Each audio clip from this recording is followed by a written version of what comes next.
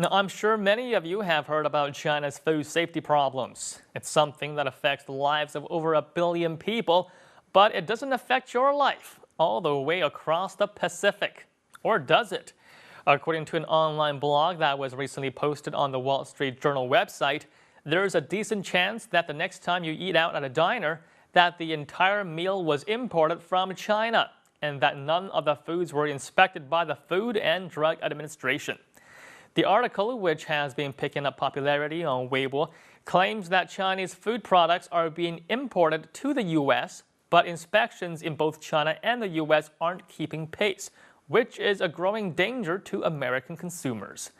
The post goes on to say that many of the imports are used by restaurants, institutions, as well as food processors. So as a result, consumers do not see labels and are not aware of the origins of the food that they eat. Now, a lot of Chinese Weibo users found the post quite amusing. Nobody thought that Chinese food safety problems would have an effect on the lives of Americans half a world away. And some even suggested that perhaps now, with Americans being affected, that the Chinese government would finally get off their butts and do something effective. Okay, now let's take a look at some of their comments.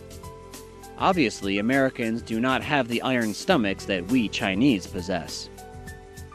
To a regular person, food is the most important thing in life. How did we let the quality of our food slip to such a low level that we're allowing companies to serve us poison?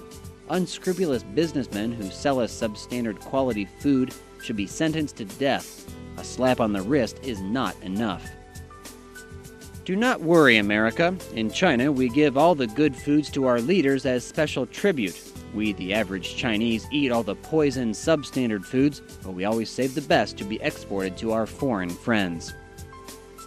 Americans don't need to worry about the quality of imported food. The quality of Chinese food exports is higher than the quality of food consumed domestically. The standard for food exports from China is very high. In this age of globalization, each country should not only be concerned about its own affairs.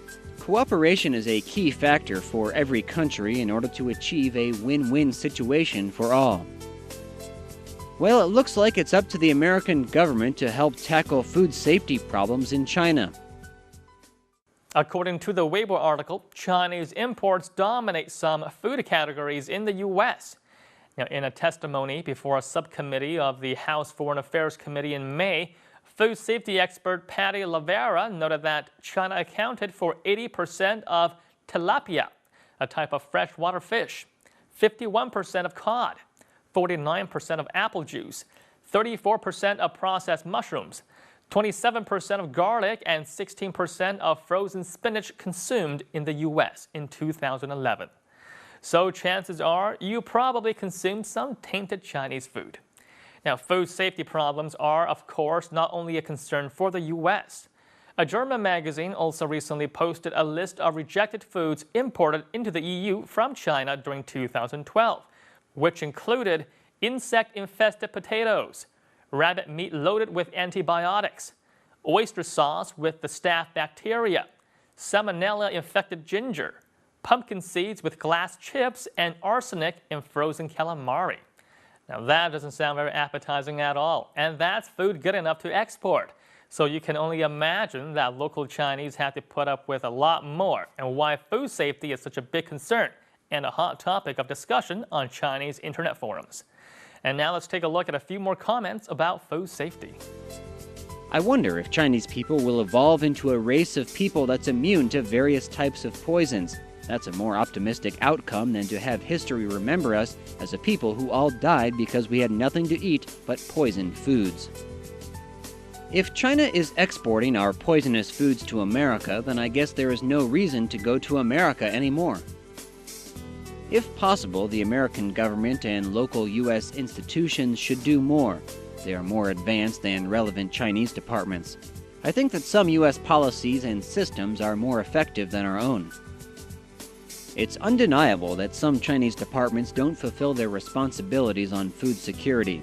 The ironic thing is that their incomes come from taxpayers' money, but they haven't shown that they deserve that money at all. Now it seems that all anyone cares about is to make as much money as possible in as short amount of time as possible through any means possible and then flee the country. What a country we live in now. At least in previous dynasties, the worst loss of face we had to endure was losing wars. Now we are losing face because the world sees us as an incompetent, greedy people that will eat poison to make money.